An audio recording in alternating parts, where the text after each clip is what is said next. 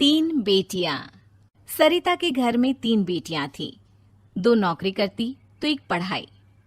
अरे दवाई खत्म हो रही है, कोई है जो लेकर आएगा? तभी बड़ी बेटी रिया आ जाती है। हाँ पापा, ये रही आपकी दवाई।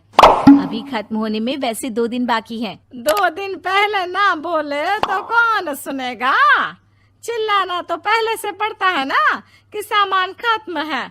अच्छा जल्दी से छोटी चाय बना दे दीदी के लिए। जी माँ। और हाँ, पकोड़े तल लेना, बारिश का मौसम है, मजा आ जाएगा। मैं बाजार से आलू ले आती हूँ माँ, खत्म हो रहे हैं।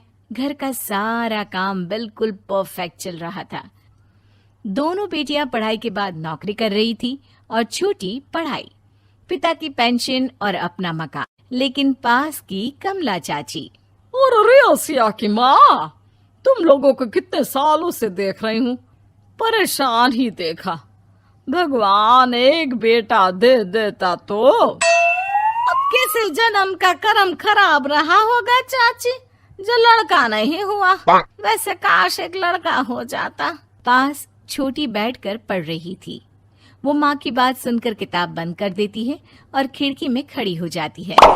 खिड़की के बाहर रवि, जो कि पास ही में रहता है।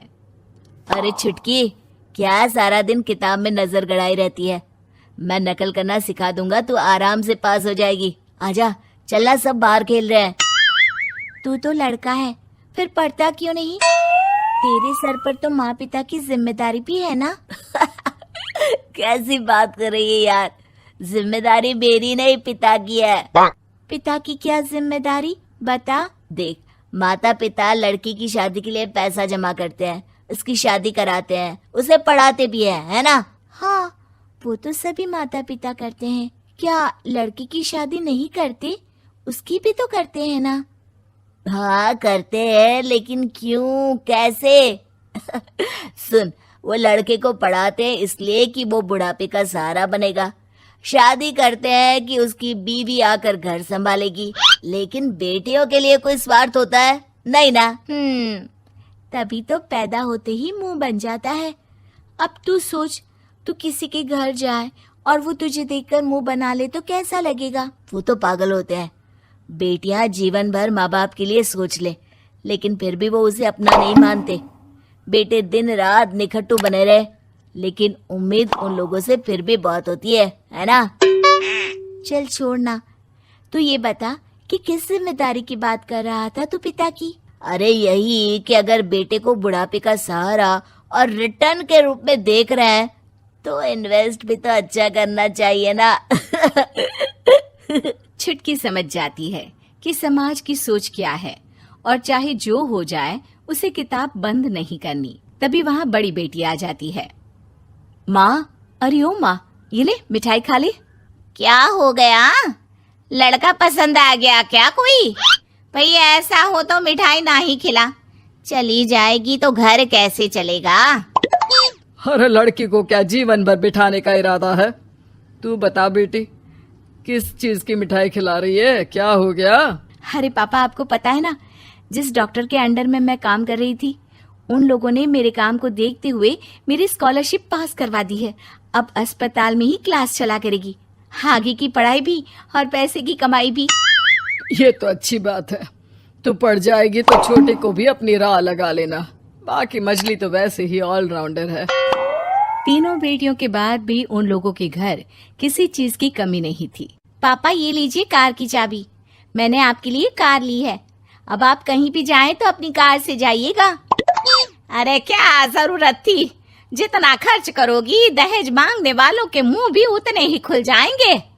तो हम दीदी की शादी ऐसे घर में करेंगे ही नहीं जहाँ शादी के लिए पैसे मांगने की जरूरत हो। अरे जो खुद खड़ा नहीं होगा वो हम लोगों के कंधे में क्यों शादी करेगा?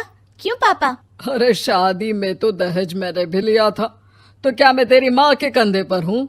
खुद की पेंशन है, बेटियां कमा रही हैं, मजे हैं।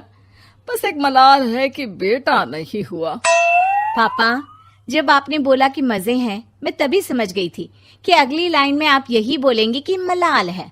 कोई बात नहीं पापा, फिलहाल आप ये कार लेकर घुमाओ। माँ, तुम भी जाओ पापा के साथ। दोनों पति पत्नी बेटी की दी गई गिफ्ट कार में बैठकर घूमने निकल रहे थे कि पड़ोसी बोल पड़ता है। अरे भाई साहब, नहीं कार, यहाँ तो साइकिल भी बेचने की नौबत है। नजर ना लगाइए भाई साहब, जीवन में कार का सपना पूरा होना हम लोगों के लिए तो बहुत बड़ी बात है। हाँ हाँ, लाखों की कार हम हजारों की कमाई वालों के लिए कहाँ मुमकिन थी, ऊपर से तब जब कोई बेटा भी नहीं है। वैसे भाई साहब, आपकी साइकिल बिक क्यों रही है?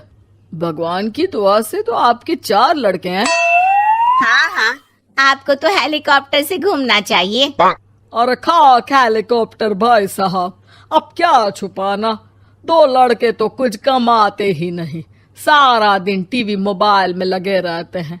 और बड़े 2 जो किसी तरह जिम्मेदार बने भी हैं, बहू के कहने पर 1 पैसा हम लोगों को नहीं देते, ना इज्जत है ना मान सम्मान।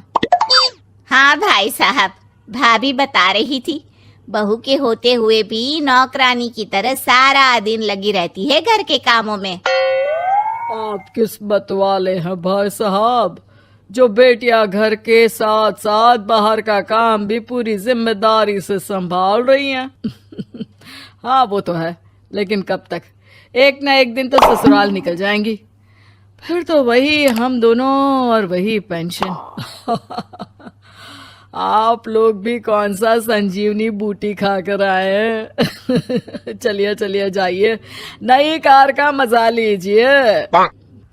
अच्छा ऐसा करते हैं, मेरी बहन के घर चलते हैं, काफी वक्त हो गया है मिले। दोनों बहन के घर जाते हैं, जहाँ उसकी बहन और उसका पति बैठकर चाय पी रहे होते हैं। अरे भाई भाभी, आज रास्ता कैसे भूल गए आप लोग? अरे हम तो फिर भी भूल गए, तुम तो कभी नहीं आते हमारे घर। अरे कोई आने का साधन भी नहीं है ना, अब बस से आना हम लोगों के बस की बात तो रही नहीं भाई। अरे दीदी, 2 कार थी आप लोगों की, कहाँ गई? भाभी वो तो जिसकी थी वो ले गया। मतलब? 2 बेटे हम दोनों से अलग हो गए हैं, अपनी कार ले गए, अब हम दोनों अकेले, खुद बनाना खुद खाना। भाई बहन के घर से मिलकर बेटी की गिफ्टेड कार में बैठकर निकल जाते हैं। काश हम लोगों को भी लड़का हो जाता।